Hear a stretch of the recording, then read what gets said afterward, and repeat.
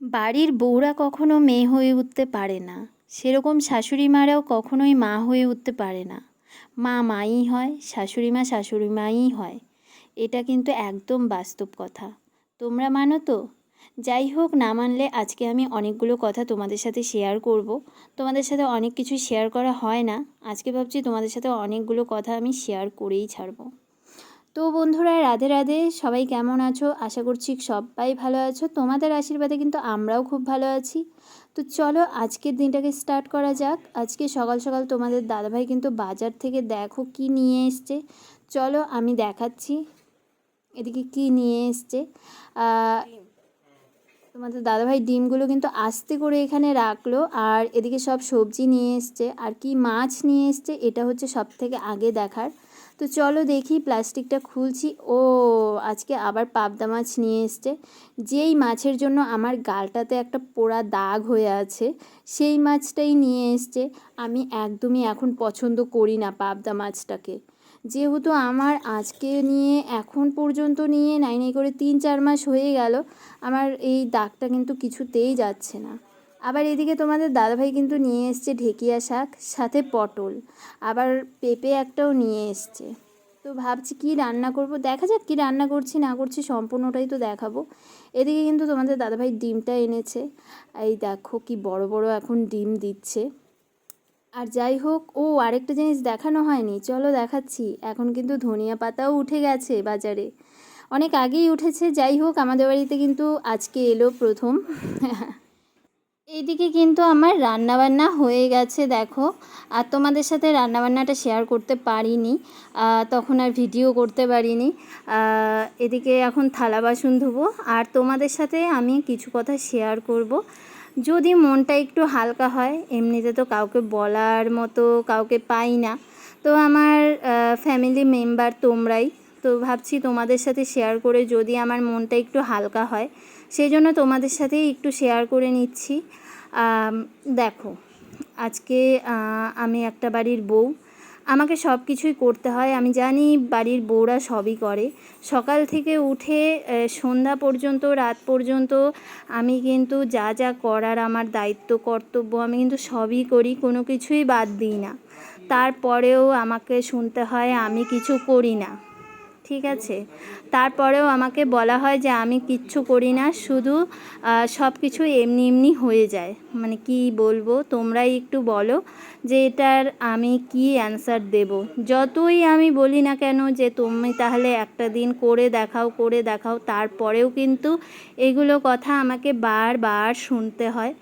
আর একটা বউ কতবারই বা এগুলো শুনবে, আর শোনার পরেও কিন্তু এভাবেই থাকতে হয়। যেহেতু বিয়ে হয়ে গেছে, এখন তো আর মা বাবার কাছে চলে গেলে হবে না, এখন তো যেভাবেই হোক এখানে সংসার করে থাকতেই হবে।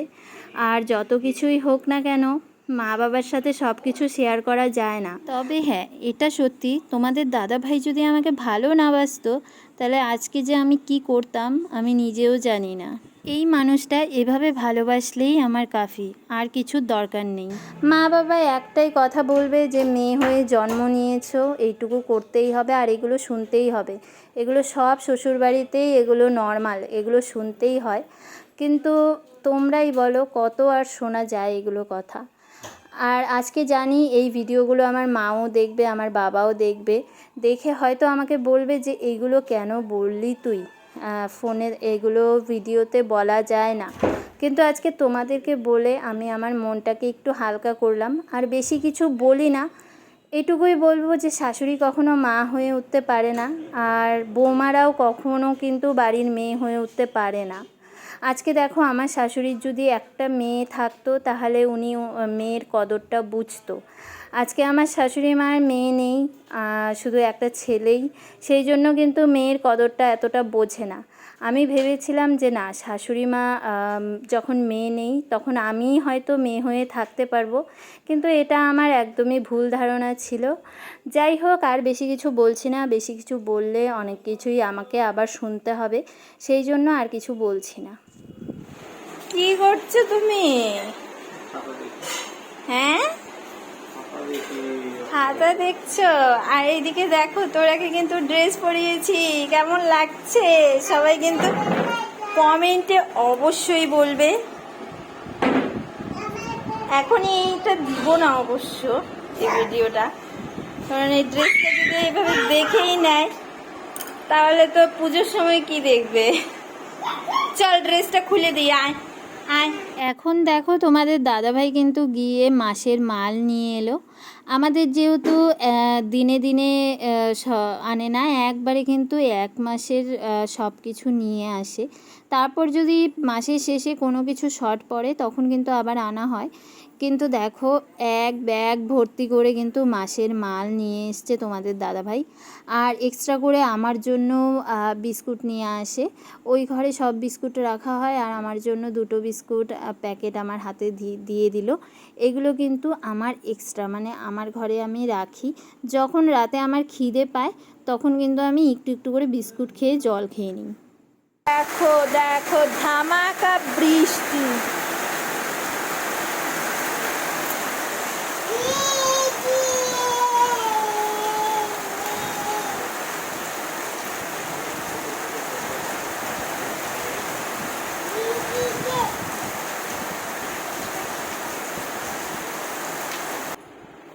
ঠিকঠাকভাবে শো, এভাবে কেউ শোয়? ঠিক করে শো।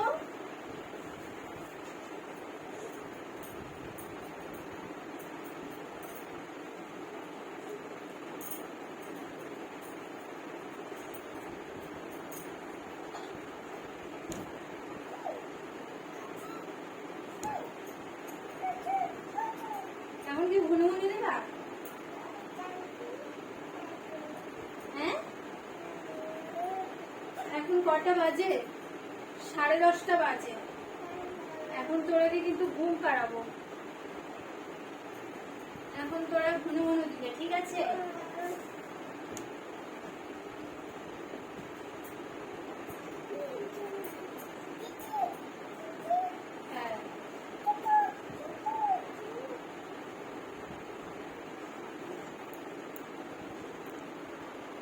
তো এইদিকে কিন্তু তোরা শুয়ে পড়েছে, ওর জায়গা হয়ে গেছে করা।